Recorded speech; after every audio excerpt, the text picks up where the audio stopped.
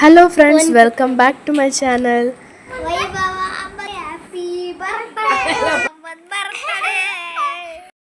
Yes, it's my birthday vlog ಅಂತ ಹೇಳ್ಬೋದು. 12 ಗಂಟೆಗೆ ಎಬ್ಬಿಸಿ ಚಾಕ್ಲೇಟ್ ಕೊಟ್ಟು ವಿಶ್ ಮಾಡ್ತಿದ್ದಾರೆ. ತುಂಬಾನೇ ಖುಷಿ ಆಯಿತು.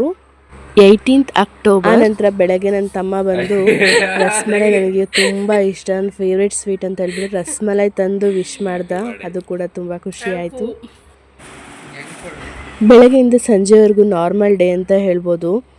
ಆದರೆ ಸಂಜೆ ನಮ್ಮ ಮನೆಯವರು ಮಲ್ಲಿಗೆ ಹೂವು ತಂದು ನನಗೆ ಮುಡಿಸಿ ಬರ್ಡೇ ವಿಶ್ ಮಾಡಿದ್ರು. ಅದು ತುಂಬಾ ಸ್ಪೆಷಲ್ ಅನ್ನಿಸ್ತು. Thank you.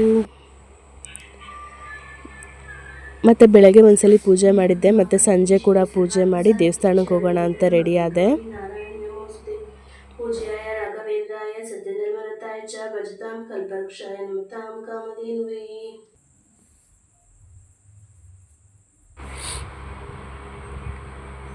ಇವತ್ತು ತುಂಬಾ ಸ್ಪೆಷಲ್ ಅಂತ ಹೇಳ್ಬೋದು. ದೇವ್ರು ಕೂಡ ಹೂವು ಕೊಟ್ಟರು, ಮತ್ತು ಮಂತ್ರಾಲಯದಿಂದ ಪ್ರಸಾದ ಕೂಡ ಸಿಕ್ತು. ಇದಕ್ಕಿಂತ ಪುಣ್ಯ ಏನು ಬೇಕಲ್ವ ಬರ್ಡೇ ದಿವಸ. ಹಾಗಾಗಿ ಪ್ರಸಾದ ಕೂಡ ತೊಗೊಂಡೆ. ಏನದು ಮತ್ತು ನನಗಿಷ್ಟ ಅಂತ ನಮ್ಮ ಮನೆಯವ್ರು ಕೂಡ ರಸಮಲೈ ತಂದಿದ್ರು.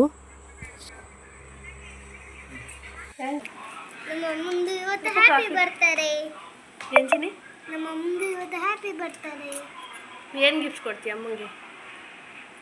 ಹಾಂ, ದುಡ್ಡು ಕೊಡ್ತೀಯಾ? ಎಲ್ಲ ದುಡ್ಡು? Thank you.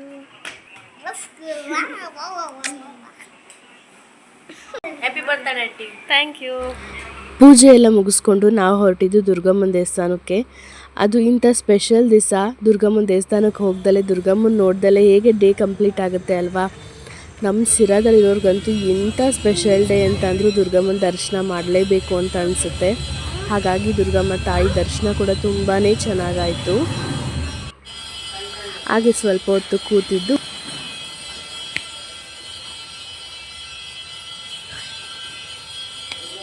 ಮತ್ತು ನಾವು ಹೊರಟಿದ್ದು ನವಗ್ರಹ ದೇವಸ್ಥಾನಕ್ಕೆ. ಏಳ್ಬತ್ತಿ ಕೂಡ ಹಚ್ಚೋಣ ಅಂತ ಅನ್ನಿಸ್ತು. ಹಾಗಾಗಿ ಏಳ್ಬತ್ತಿ ಕೂಡ ಹಚ್ಚಿ ದೇವ್ರ ದರ್ಶನ ಮಾಡ್ಕೊಂಡ್ವಿ.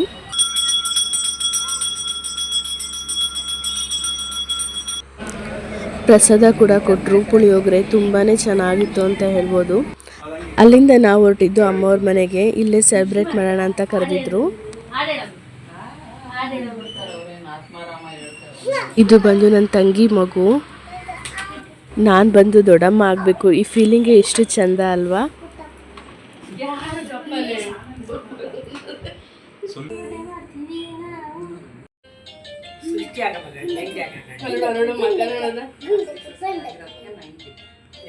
Happy birthday to you. Happy birthday to you.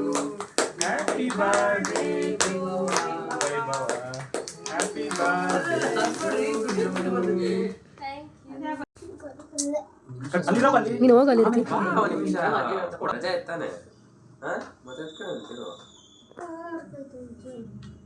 ಇನ್ನು 5 ದಿನ ರಜೆ ಆಯ್ತು.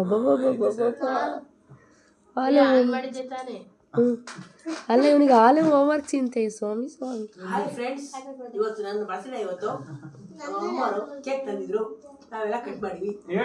ಇಲ್ಲಿ ನಮ್ಮ ಅಪ್ಪಾಜಿ ಬಂದು ನನ್ನೇ ಇಮಿಟೇಟ್ ಮಾಡ್ತಾ ಇದ್ರು. ಎಲ್ಲ ವೇಸ್ಟ್ ಮಾಡ್ತಿಲ್ಲ. ನಿಜಕ್ಕೂ ಪುಣ್ಯನೇ ಮಾಡಿದ್ದೆ ಅನಿಸುತ್ತೆ ಇಂಥ ಫ್ಯಾಮಿಲಿಲಿ ಇದ್ದು, ಇಂಥ ಫ್ಯಾಮಿಲಿಲಿ ಹುಟ್ಟಿರೋದಕ್ಕೆ. ಎಲ್ಲರೂ ಎಷ್ಟು ಸಪೋರ್ಟಿವ್ ಆಗಿದ್ದಾರೆ, ಎಷ್ಟು ಚೆನ್ನಾಗಿ ನೋಡ್ಕೊತಾರೆ, ಎಷ್ಟು ಚೆನ್ನಾಗಿ ಕೇರ್ ಮಾಡ್ತಾರೆ. ನಿಜಕ್ಕೂ ನಾನು ಪುಣ್ಯ ಮಾಡಿದ್ದೀನಿ ಅಂತ ಹೇಳ್ಬೋದು. ಅದರಲ್ಲೂ ಎಕ್ಸ್ಪೆಷಲಿ ನಮ್ಮಮ್ಮ ಎಷ್ಟು ಚೆನ್ನಾಗಿ ನಮ್ಮನ್ನು ಚಿಕ್ಕ ಮಕ್ಕಳಿಂದನೂ ಎಷ್ಟು ಚೆನ್ನಾಗಿ ನೋಡ್ಕೊಂಡಿದ್ದಾರೆ, ಎಷ್ಟು ಚೆನ್ನಾಗಿ ಬೆಳೆಸಿದ್ದಾರೆ ಅಂತ ಹೇಳ್ಬೋದು. ನಾವು ಎಷ್ಟೇ ದೊಡ್ಡವರಾಗಿರ್ಬೋದು, ಆದರೆ ಅಮ್ಮಂಗೆ ನಾವು ಇನ್ನೂ ಚಿಕ್ಕ ಮಗು ರೀತಿಯೇ. ಇವಳು ನನ್ನ ತಂಗಿ, ಬರೀ ತಂಗಿ ಎಲ್ಲ ಫ್ರೆಂಡ್ ರೀತಿ ಇರ್ತೀವಿ ನಾವು, ತುಂಬಾ ಚೆನ್ನಾಗಿರ್ತೀವಿ. ಆದರೆ ಪಾಪ ಸ್ವಲ್ಪ ಜ್ವರ ಇತ್ತು, ಹಾಗಾಗಿ ಬರ್ಡೇಗೆ ಹೋಟೆಲ್ಗೆ ಹೋಗೋಣ, ಸೆಲೆಬ್ರೇಟ್ ಮಾಡೋಣ ಅಂತ ಎಲ್ಲ ಅಂದ್ಕೊಂಡಿದ್ವಿ. ಬಟ್ ಎಲ್ಲ ಪ್ಲ್ಯಾನ್ ಎಲ್ಲ ಕ್ಯಾನ್ಸಲ್ ಆಯಿತು. ಇನ್ನು ಎಲ್ಲರಿಗೂ ಗೊತ್ತಿದೆ, ಇವನು ನನ್ನ ತಮ್ಮ ಮತ್ತು ಇವರು ನಮ್ಮ ಮನೆಯವರು. ನಿಜಕ್ಕೂ ಹೇಳ್ತೀನಿ, ಇಂಥ ಫ್ಯಾಮಿಲಿ ಪಡೆಯೋದಕ್ಕೆ ತುಂಬಾ ಪುಣ್ಯ ಮಾಡಿದ್ದೆ ಅಂತ ಹೇಳ್ಬೋದು. ಎಲ್ಲರಿಗೂ ಥ್ಯಾಂಕ್ ಯು ಸೋ ಮಚ್. ಹಾಗೆ ನನ್ನ ಮಗಳು ನನಗೆ ಅರಿಶಿನ ಕುಂಕುಮ ಇಟ್ಟು ಎಷ್ಟು ಚೆನ್ನಾಗಿ ಇಡ್ತಾ ಇದ್ದಾಳೆ ನೋಡಿ. ಇದಕ್ಕಿಂತ ಬೇರೆ ಏನು ಬೇಕಲ್ವ ಒಂದು ಮುತ್ತೈದೆಗೆ ಅರಿಶಿನ ಕುಂಕುಮ ಇಟ್ಟು ಆಶೀರ್ವಾದ ಮಾಡಿದ್ರೆ ಅಷ್ಟೇ ಸಾಕಲ್ವಾ. ಆ ನಂತರ ಊಟ ಮಾಡೋದಕ್ಕೆ ಅಮ್ಮ ರೆಡಿ ಮಾಡಿದರು. ಚಿತ್ರಾನ್ನ, ಪಾಯಸ, ಅನ್ನ ಸಾರು, ಬೋಂಡ ಎಲ್ಲ ಮಾಡಿದರು ಅಂತ ಹೇಳ್ಬೋದು. ತುಂಬಾ ಚೆನ್ನಾಗಿತ್ತು. ಎಲ್ಲರೂ ಕೂತು ಊಟ ಮಾಡಿದ್ವಿ. ಹಾಗೆ ಅಮ್ಮ ಚಾರ್ಮಿಕಾಗೆ ಕೂಡ ತಿನ್ನಿಸ್ತಾ ಇದ್ರು.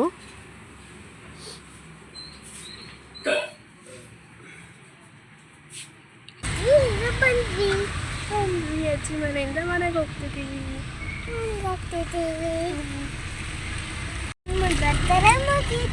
ಚಿಕ್ಕ ಮಕ್ಕಳಿದ್ದಾಗ ಹೀಗೆ ನನ್ನ ತಮ್ಮ ಅಕ್ಕನ ಬರ್ಡೇ ಮುಗೀತು ಅಂತ ಹೇಳ್ಬಿಟ್ಟು ಅಳಿಸ್ಬಿಟ್ಟು ಮಲಗಿಸ್ತಿದ್ದ. ಅದೆಲ್ಲ ನೆನಪಾಗ್ತಿತ್ತು. ಈ ಸಿಂಪಲ್ ವ್ಲಾಗ್ ಇಷ್ಟ ಆಗಿದ್ರೆ ಪ್ಲೀಸ್ ಲೈಕ್ ಮಾಡಿ. Thank you.